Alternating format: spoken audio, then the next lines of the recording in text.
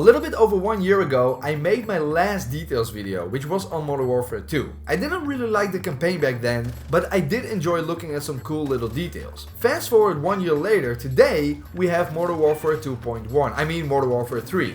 And did I like the campaign this time around? The answer is no. This was even worse. I really didn't like the Modern Warfare 3 campaign, to be honest. The story was sloppy as hell, the open combat missions were extremely lazy, and the ending was so anticlimactic. I didn't even realize it was the actual ending at first. You could really tell that they tried to hash this Modern Warfare 2 DLC into a full game in a very short amount of time. And this is the result. That being said, I still went ahead and looked for some cool little hidden details, and surprisingly there were a couple of cool bits here and there, but I was also surprised by the lack of detail in some aspects, which I'm gonna talk about as well. Now, just as I did in Modern Warfare 2, I started with looking at the bare minimum when it comes to details in first-person shooters nowadays. Footprints. Do you leave footprints behind in the sand or in the snow when walking? Well, luckily, they do have visible footprints in this game, just like they did in Modern Warfare 2. I mean, obviously, it's pretty much the exact same game and the exact same engine, so I would be very shocked if it wasn't there. But as you can see,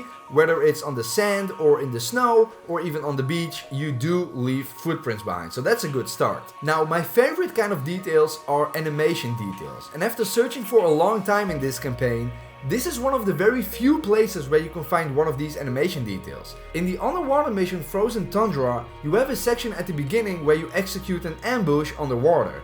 During this attack you have a couple of enemies falling into the water and drowning, and one of them is stuck, as you can see here. What I did at first is just swim right past him because he is dead either way, but apparently you have a cool little takedown animation.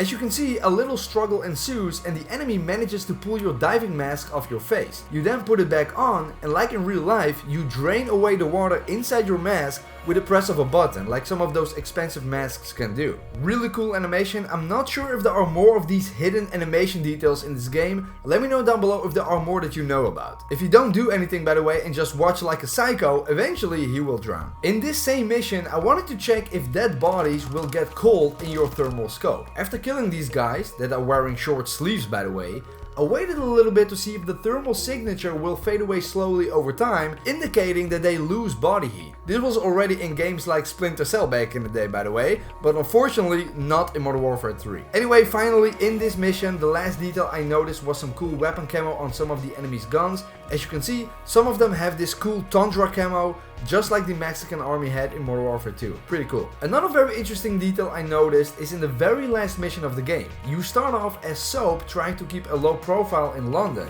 You have a coffee and leave some money behind before standing up. Well, I took a look at the coins and I noticed something different about them. They are not British pound sterling coins, and they are also not Scottish, as Soap is Scottish from origin. So I really don't know what they are. A little bit later in this section you can find some coins given to a street performer, and they do look a little bit more like normal coins, if you will, but these golden coins look like they have a side profile of a man with a skull jaw, if that makes sense, like Ghost, instead of Queen Elizabeth. Perhaps it's the current King Charles or something, I don't know. I thought it was interesting. Also, in the same mission, you use your phone to take a picture of the street performer to blend in. Well, if you look closely, the brand of the phone is called Tanto or Tanto, which is the same brand logo visible on the heartbeat sensor and tablets in the game. It is also the building in the Piccadilly map in Modern Warfare 2019. That's pretty interesting. Perhaps it's the only electronics manufacturer in the Modern Warfare universe. Switching over to the passenger mission, which is supposed to be the equivalent of the No Russian mission in Modern Warfare 2,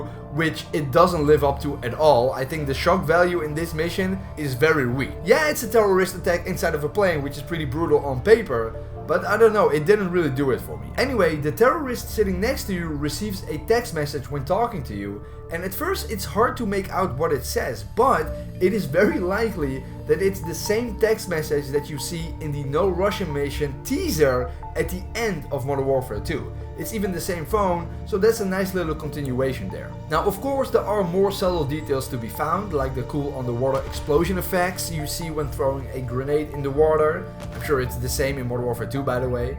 Or in this same mission you can find a golden AK and golden Desert Eagles, because obviously in a giant rich mansion in Call of Duty you have to have gold weapons lying around. But there were also a couple of things that really disappointed me. For example, simple things like still seeing ammo in your supposedly empty magazine when reloading, or not seeing the drone overhead in the payload mission. You know, little stuff like that is a little bit disappointing to see. Or for example, instantly dying in the undercover mission when your cover is blown. So in this mission, you are undercover, and if you are spotted, the whole base gets alerted and people start shooting at you, resulting in your death. But if you manage to get inside a building where no one can hit you, you still manage to die for absolutely no reason, which is just lazy. Or again, in the mission Payload, where you are inside a bunker, you can see some camera footage of the missile that's about to be launched. But when you get to the missile, when you get to the room, there is no camera there. So where the hell is the footage coming from?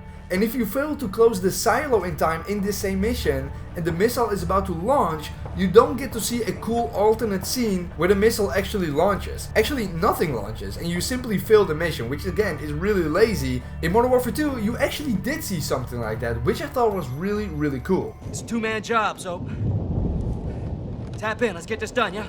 Johnny, you're wasting time, what the Sergeant! In 10 seconds, this thing is bricked! Key in, now! Shadow 1 actual, what's our status? Waiting on the sergeant to assist actual! 5 seconds left! Sergeant, help the commander now!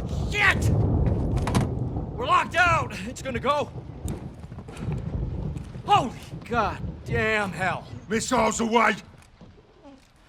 Oh my god. So in my opinion, there are a lot of cut corners in this campaign, which, you know, I kinda get. They had to scrap this campaign in a very short amount of time as far as I know, but it comes across as very lazy. Like the open combat missions I mentioned at the beginning. This is the laziest mission design ever. You get dropped in an open environment, you have a lot of Warzone mechanics to make it more fun, I guess. You have to go to or destroy an objective, and that's pretty much it. The only thing I kinda like in these missions is some of the hidden dialogues that you can easily miss. For example, in the reactor mission, you start off parachuting in. Well, if you grab onto the zipline of the crane while parachuting, Laswell actually says this.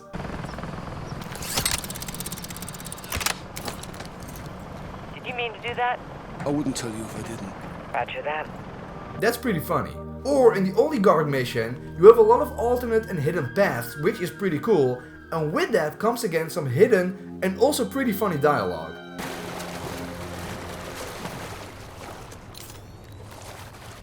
Dark in here. Good update.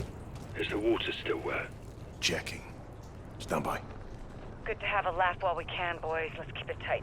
Now there are more cool little details in this game, like the AC-130 gun sounds you hear over your teammates' radio when shooting close to them, and when shooting further away from them you hear this sound less clearly, you know, stuff like that, which was also present in Modern Warfare 2, by the way. Or the football jerseys that the civilians are wearing in the Verdansk Stadium mission, because they were going up against England apparently. I also checked if it was the same jersey as in Modern Warfare 2019, but this one is of a football club, and in Modern Warfare 3 it's the national team, I believe. I don't know. Either way, that's the very best I can do for this game. I hope you enjoyed. If you want to see more Modern Warfare 3 videos or details videos, then let me know down below and drop a like. Subscribe to the channel if you haven't already, and with that being said, I see you guys next time.